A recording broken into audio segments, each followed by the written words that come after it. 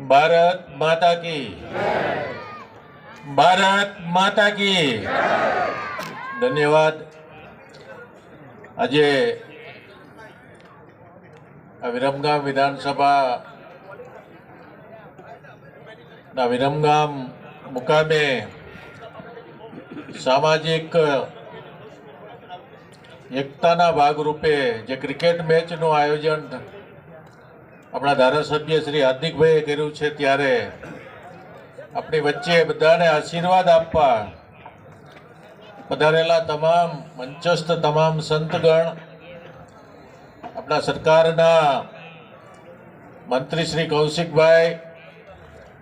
આપણા દંડક શ્રી જગદીશભાઈ, આપણા ગુજરાતના યુવા મોરચાના પ્રમુખ અને મારા મિત્ર એવા વડોદરાના સાંસદ શ્રી હેમાંગભાઈ ભરતભાઈ પંડ્યા, આપણા ધારાસભ્ય શ્રી કિરીટભાઈ, આપણા ધારાસભ્ય શ્રી પીકે પરમાર સાહેબ, આપણા ધારાસભ્ય શ્રી કનુભાઈ,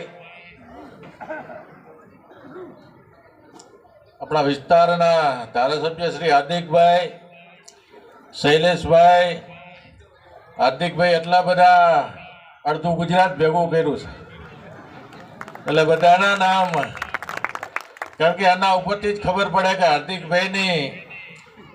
જે ભારતીય જનતા પાર્ટીમાં ને સરકારમાં એમની જે શાખ છે એ દેખાઈ આવે. એટલે બધાના નામ નહીં લઉં, પણ તમામ મંચસ્થ આગેવાનો, મારી સામે બેઠેલા તમામ વડીલો, ભાઈઓ, બહેનો અને આ ક્રિકેટ મેચમાં ભાગ લઈ રહેલા તમામ ખેલાડીઓ મિત્રો, મોદી સાહેબનું જ્યારથી દેશના વડાપ્રધાન અને ગુજરાતના મુખ્યમંત્રી હતા ત્યારથી આ દેશના યુવાનોને પ્રોત્સાહન આપવા માટે કે મારા દેશનો યુવાન ક્યાંય પણ નબળો ન રહે, એમાં શારીરિક ક્ષમતા હોય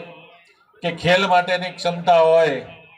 એના માટે એમને કાયમી યુવાનોની ચિંતા કરી છે. અને એ ચિંતાના ભાગરૂપે જે યુવાનોની અંદર એના કૌશલ પડ્યું છે, ચાહે ક્રિકેટ હોય, કબડ્ડી હોય, કુસ્તી હોય, તીરંદાજી હોય, તરણ સ્પર્ધા હોય, દરેકે ખેલમાં આપણા દેશનો યુવાન કે પાછળ ન રહી જાય અને આપણો યુવા ધન એના ભવિષ્યમાં આગળ ને આગળ વધે, એના માટે ખેલ મહોત્સવના આયોજનો દર વર્ષે આદરણીય વડાપ્રધાન નરેન્દ્રભાઈ મોદી આપણને કરતા પ્રોત્સાહન આપતા રહ્યા છે. એના ભાગરૂપે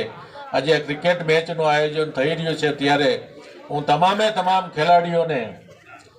આ મેચમાં ભાગ લઈ અને પોતાનું કૌશલ બતાવીને પોતાના જીવનમાં ખૂબ આગળ વધે એવી શુભેચ્છા આપું છું. અસ્તુ ભારત માતા કી જય, વંદે માતરમ. ખૂબ ખૂબ